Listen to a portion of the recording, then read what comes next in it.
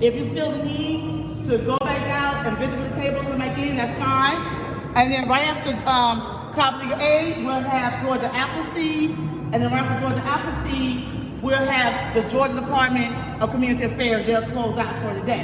Like I said, I'm going to be doing some door prizes. I have 2 grand prizes for the end, $500 each. And then those who win will get the details about that. And I'm also doing some lightweight cash up door prizes after each presentation, okay? So we're going to go ahead and get started with Mr. Vita Carter. Let's give her a round of applause. Thank you. Welcome everybody. Can I ask my 2 volunteers to please come up and help me?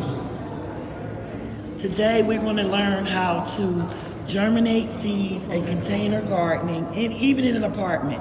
You don't need a big backyard to grow food.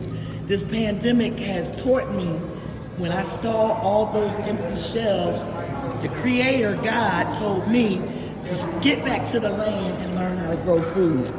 I remember growing food as a child with my grandpa in the backyard. We had corn growing in West Philly, okay? I'm from Philly. My people from Georgia too, but they migrated, you understand? So in the city, we had backyards that had vegetable gardens. We had apple trees in our community. We had peach trees. So we gotta get back to that. So that's why it was very important. And I teach free classes as well. This is the 3rd year I've done container gardening.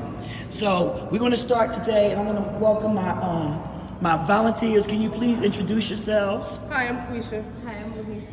Hi. All right. So what we're going to do is we're going to germinate some seeds.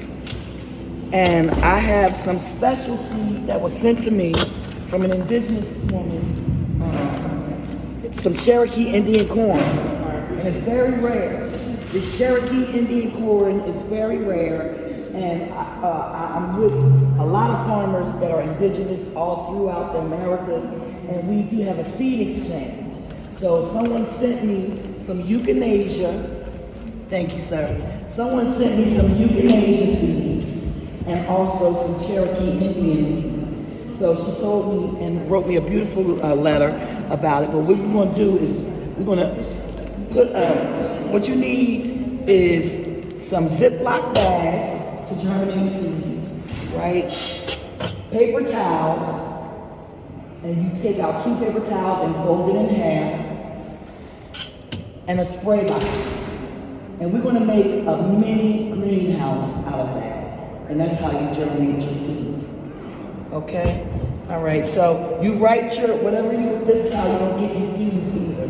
Please write down whatever seed you have that you want to germinate on your bag, so you know what seeds are germinating. It takes 4 to 7 days after germinating seeds. You can check, put it in a cool, dry, dark place, like on the floor, under a table, and let them sit for 4 to 7 days, okay? All right, we're going to germinate these seeds right now. I'm going to give you some of this precious Cherokee Indian corn. And I say always germinate 3 seeds. My pop always say, you know, if one don't sprout, then the second one don't sprout, and the third one, germinate at least 3. And she's giving me 6 of these precious Cherokee Indian seeds. So if you can open that for me, baby.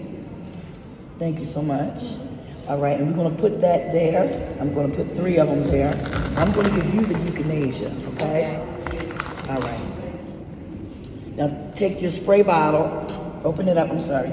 Take your spray bottle and spread it out.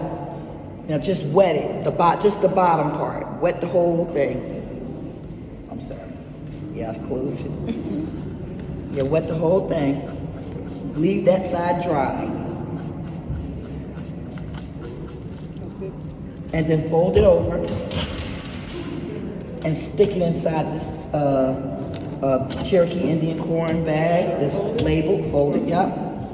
You can fold it up a little bit so it can fit, not too much, yeah. Because you don't want to smother it, because those sprouts will sprout. Yes, ma'am. Okay, and fit that inside. I'm going to give you the euthanasia. You're going to do the same thing. So all you have to do is put your seed, put about 3 seeds in the bottom half paper towel. You know how the paper towels is folded? You know how they come down? You pull off two. The bottom one, put 3 seeds, spray it with a spray bottle, leave the top paper towel dry, cover it, and put it in a Ziploc bag. Put it away for 4 to 7 days in a cool, dry place. And then you'll see sprouts. When those sprouts come up in 4 to 7 days, you have you a little pot like this. Get you some soil that's for potting soil. Container soil only, guys, because you're not doing it inside the ground. You have to use a different type of soil for inside the ground. When the sprouts come up, put them in here. And these are tiny cherry tomato sprouts. My volunteers are going to take these home. All right. Now here's the euthanasia. It's kind of hard to get out. Did I give you the thing? Oh, here they go. Now these seeds are different. I think you got to put a few of them because I've never grown this before. So put a few of those there. You see how they look like stems? Okay. All right, that's enough. And then wet it. Wet the bottom part, the whole bottom paper towel. Yes. Yes, ma'am. Thank you so much. So what you need is just paper towels, Ziploc bags, spray bottle, magic marker, and your seeds. Now I ordered seeds for spring and fall, and they're not enough, right? And this Cherokee Indian corn that was given to me from a seed exchange from the good person, we have a seed exchange. She's written me a beautiful note.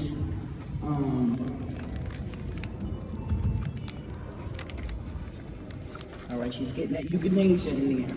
So she sent me this Cherokee and euthanasia, and she said, thank you for supporting the Kaliki Seed Bank. Kaliki is for detribalized American Indians, and its purpose is to save our indigenous seeds and reclaim our food and medicine ways.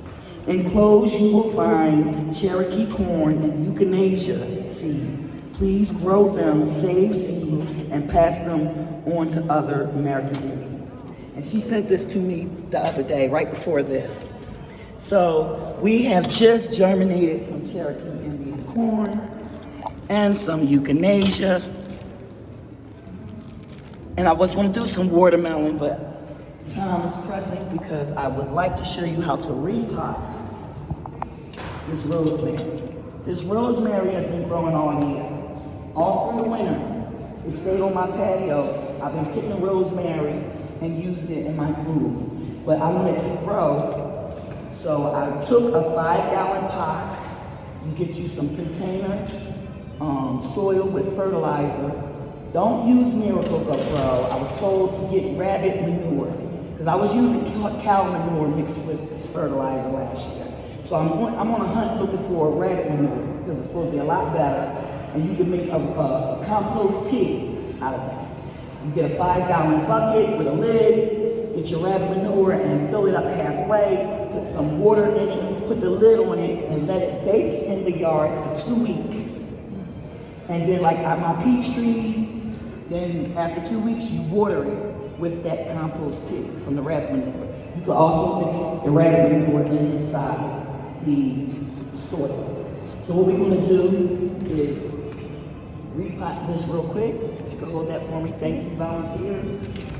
So this has been growing in this pot for over a year, and I want it to get bigger.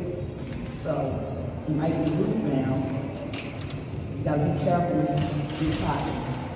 You want all the original dirt from the pot to go inside there.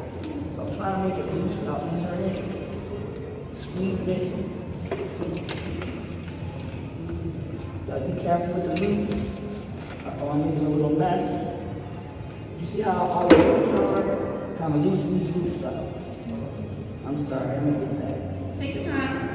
Loosen those roots up because it's getting root bound. And it won't grow if it's root bound. but you want to keep all the same dirt that it came in. So see how easy it was to repot that. When I get home, I'll make it even with the soil. All right? You can grow food on a patio in an apartment. I have 2 peach trees. I grew watermelon last year in a kiddie pool. All you have to do is get a kiddie pool and drill some holes in it, get your soil, and plant your seeds. I have vines of watermelon and cantaloupes grown in containers. I have 2 peach trees that are flowering this year. I'm sorry, I'm losing my voice. They're flowering this year, so I'm looking for fruit this year.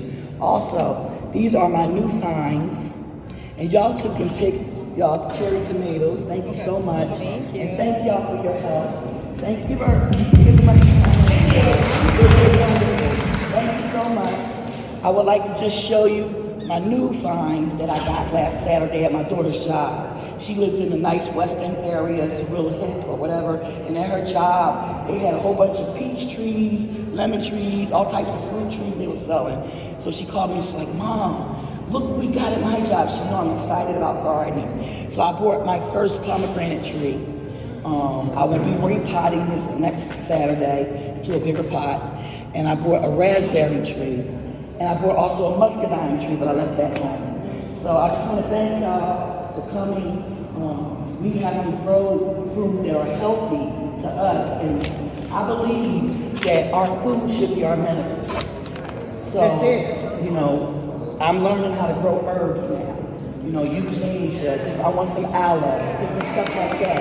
So next month I will be giving a free class at the Old Park View residence at Riverside. It's my 3rd year giving free classes of container gardening, and I want to thank y'all for having me. Thank you. And I just want to say that Davida is a thriving family graduate. Last year, we thrived in Riverside Youth Association hosted a 6-month thriving program, and we're going to be doing it again starting in June. We wanted to start in March, but I got busy with something, so we have to start in June. But before I introduce the next person, we have some surprise visitors that didn't tell me they were coming today. We have our cookout company here in Richardson. Would you like to say something? Yeah. It's always important for us to understand that we're in this together to get information out to you. Hi